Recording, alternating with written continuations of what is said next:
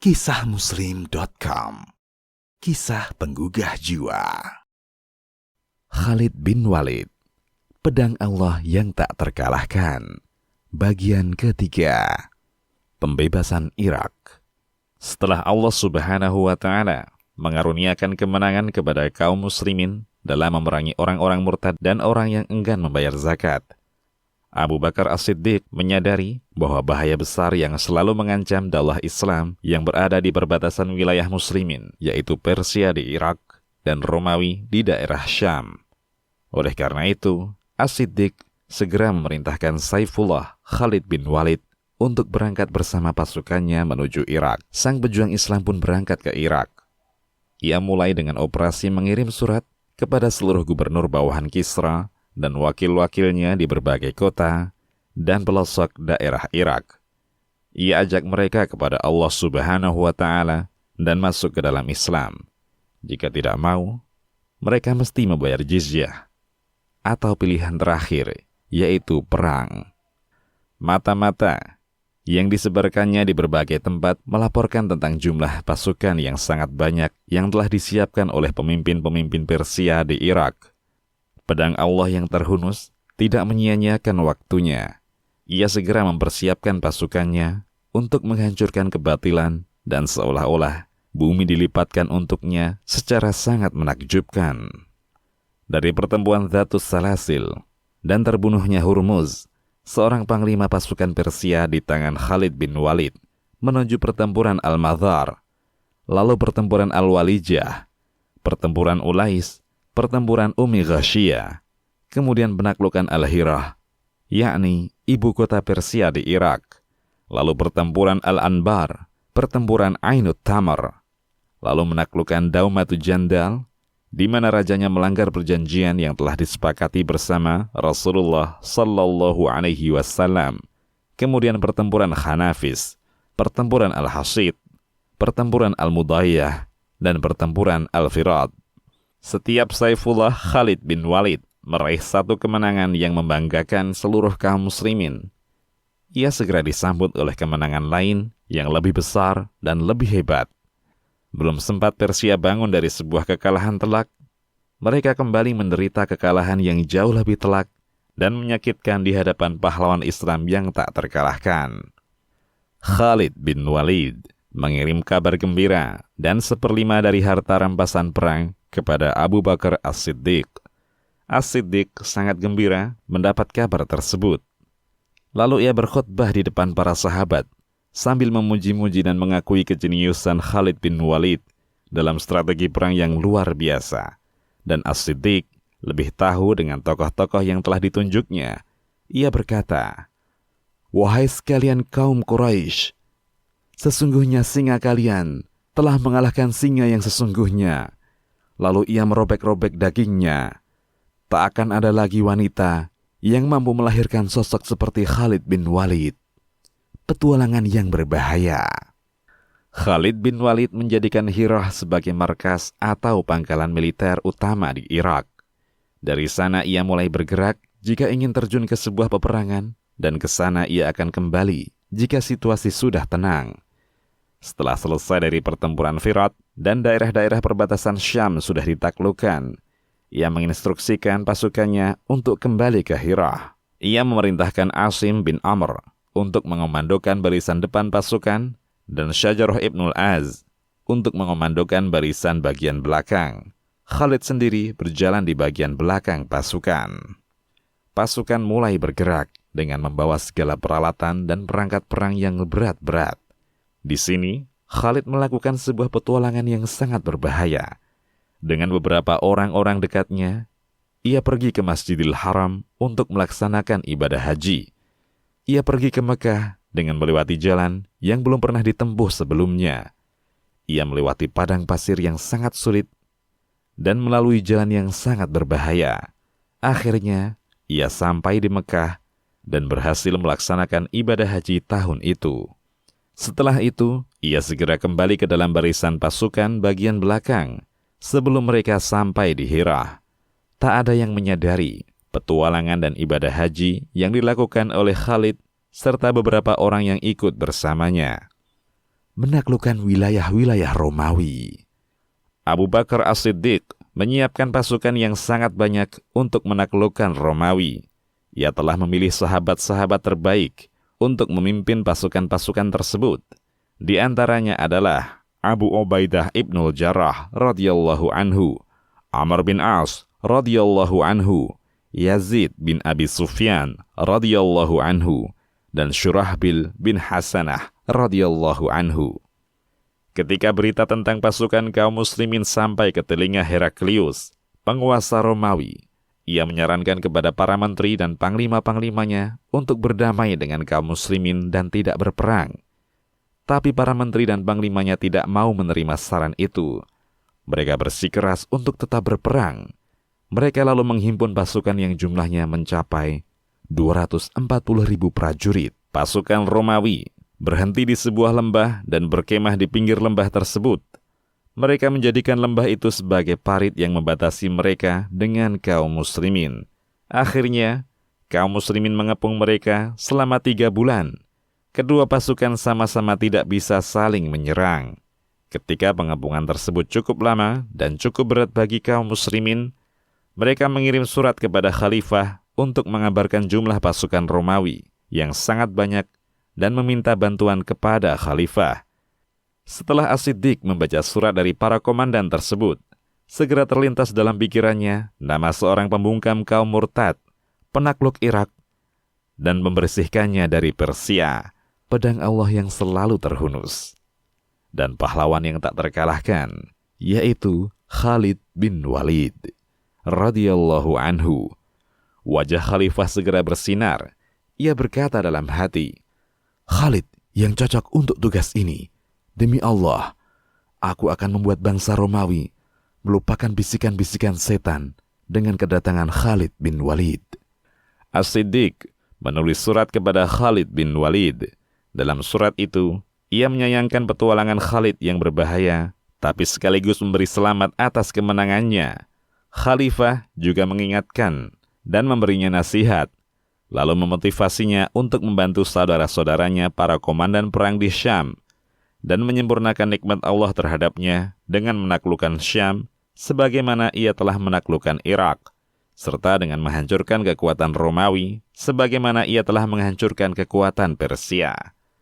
Khalifah menulis kepadanya, "Berangkatlah sampai engkau berjumpa dengan pasukan kaum muslimin di Yarmuk, karena sesungguhnya mereka sekarang dalam keadaan sedih dan gelisah.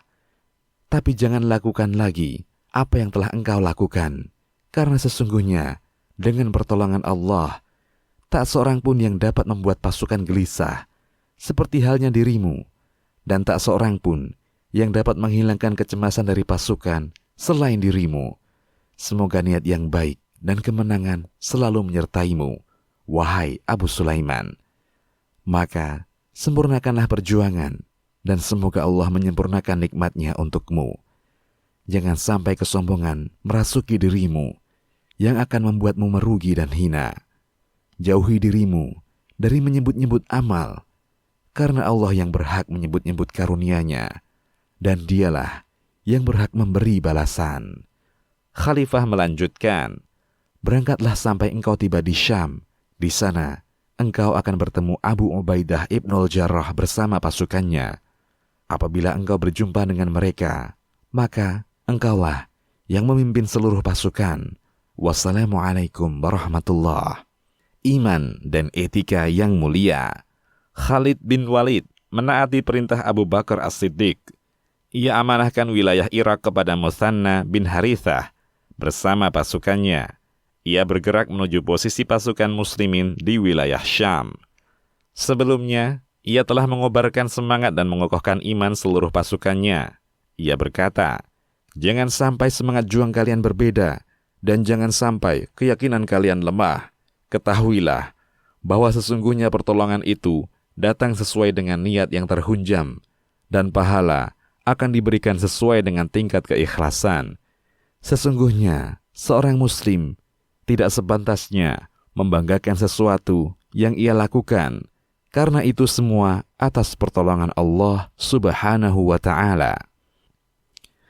Kata-kata itu telah memberikan pengaruh yang besar dalam jiwa kaum muslimin sebagaimana yang diharapkan oleh Khalid bin Walid. Dengan semangat luar biasa, mereka melintasi padang pasir yang sangat gersang. Khalid sendiri semakin bertambah keyakinan dan semangatnya saat menyaksikan semangat pasukannya dalam berkorban. Ia berpikir tentang kondisi kaum muslimin yang sedang terdesak oleh pasukan Romawi yang berjumlah lebih besar dan memiliki persenjataan yang lebih lengkap. Ia juga berpikir tentang Amin al-Ummah, yakni orang kepercayaan umat, Abu Ubaidah ibnul Jarrah, yang sedang memimpin pasukan Islam di sana. Khalid berpendapat untuk memberitahu mereka tentang datangnya bantuan yang akan memberikan ketenangan dan kedamaian di dalam jiwa pasukan kaum muslimin yang berada di Syam. Ia juga berpikir, setelah Khalifah mengamanahkan kepadanya komando umum pasukan dan mengutusnya untuk membawahi komandan-komandan pasukan di Syam untuk menyampaikan kepada Abu Ubaidah bahwa ia sangat menyadari dan mengakui posisi dan derajatnya di tengah-tengah kaum muslimin. Maka Khalid mengirim 2 pucuk surat. Satunya ia kirim untuk seluruh pasukan kaum muslimin di Syam yang berbunyi, "Amma ba'du, sesungguhnya surat Khalifah telah sampai kepadaku dan menyuruhku untuk bergerak menuju kalian, dan aku sudah siaga serta akan segera sampai. Jika sudah kalian tangkap bayang-bayang kudaku, maka bergembiralah untuk menyempurnakan janji Allah dan pahala yang besar dari sisinya. Semoga Allah menjaga kita semua dengan keyakinan yang kuat dan membatasi kita dengan pahala mujahid terbaik." Surat kedua ia kirim langsung secara khusus kepada Abu Ubaidah. "Amma ba'du, sesungguhnya aku berdoa kepada Allah untuk menurunkan kepada kita rasa aman di hari penuh kecemasan dan terpelihara dari segala yang buruk di dunia ini. Surat Khalifah telah datang kepadaku yang berisi perintah agar aku segera bergerak menuju Syam dan mengomandokan seluruh pasukan. Demi Allah, aku tak pernah meminta hal itu dan tidak pula aku menginginkannya. Ketika aku diserahkan amanah tersebut, maka tetaplah engkau pada posisimu saat ini. Kami tidak akan melanggar perintahmu atau menyalahimu, dan kami tidak akan memutuskan sesuatu tanpa konsultasi denganmu, karena engkaulah pemimpin kaum muslimin. Kami tidak akan memungkiri kemuliaan dan kelebihanmu, dan kami tidak akan mengabaikan pendapatmu. Semoga Allah menyempurnakan niat kita semua dengan lebih baik dan memelihara kita dari terjerumus ke dalam neraka. Wassalamualaikum warahmatullah." Setelah Abu Ubaidah ibnul Jarrah membaca surat dari Khalid, ia berkata, "Semoga Allah memberkahi pendapat dan keputusan Khalifah, dan semoga Allah memuliakan Khalid." Kemudian ia melanjutkan, "Aku pernah mendengar Rasulullah Sallallahu Alaihi Wasallam bersabda, Khalid adalah pedang di antara pedang-pedang Allah. Ia adalah pemuda terbaik dalam sebuah keluarga." Pertempuran Yarmuk.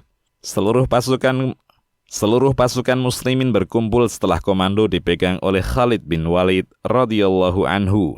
Kemudian ia berpidato di depan mereka, "Sesungguhnya ini adalah satu hari di antara hari-hari Allah.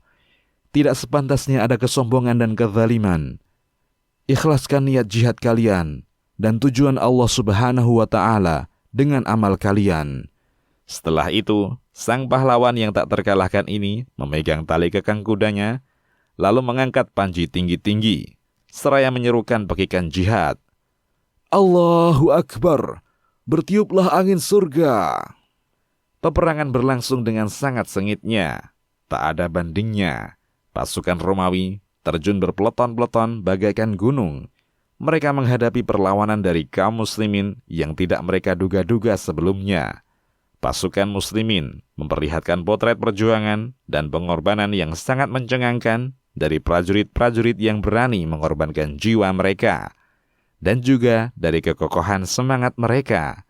Pertempuran Yarmuk telah menjadi arena yang jarang ditemukan bagi para fidai, yakni prajurit yang berani mati syahid. Kejeniusan Khalid telah mencengangkan pemimpin dan komandan-komandan pasukan Romawi. Hal itu membuat salah seorang di antara mereka bernama Jurjah atau George mengundang Khalid pada salah satu masa istirahat perang. Ketika keduanya sudah bertemu, komandan pasukan Romawi itu bertanya kepada Khalid, "Wahai Khalid, jawablah dengan jujur dan jangan berbohong, karena seorang yang merdeka tidak akan berbohong, dan jangan pula engkau tipu aku, karena seorang yang mulia tidak akan menipu orang yang berharap secara baik-baik. Demi Allah, apakah Allah pernah menurunkan sebuah pedang dari langit kepada nabinya, lalu diberikannya kepadamu, sehingga setiap kali engkau hunuskan pada suatu kaum, engkau pasti bisa mengalahkannya?" Khalid menjawab, "Tidak." "Kalau demikian, kenapa engkau dijuluki pedang Allah? Sesungguhnya Allah Subhanahu wa Ta'ala telah mengutus nabinya kepada kami, lalu ia menyeru kami, tapi kami lari dan menjauh darinya. Kemudian sebagian dari kami mempercayai dan mengikutinya, dan sebagian lagi menjauh dan mendustakannya. Mulanya aku termasuk orang yang mendustakan, menjauh, bahkan memeranginya. Lalu Allah Subhanahu wa Ta'ala melembutkan hati kami dan memberi kami petunjuk sehingga kami mengikutinya. Kemudian beliau bersabda, engkau adalah pedang di antara pedang-pedang Allah yang Dia hunuskan kepada kaum musyrikin. Engkau telah jujur," kata komandan Romawi itu. Lalu ia melanjutkan, "Wahai Khalid, beritahukanku, kepada apa kalian mengajak?" Khalid menjawab, "Kepada syahadat bahwa tiada Tuhan selain Allah dan Muhammad adalah hamba dan utusannya, serta membenarkan segala hal yang dibawanya dari sisi Allah Subhanahu wa Ta'ala."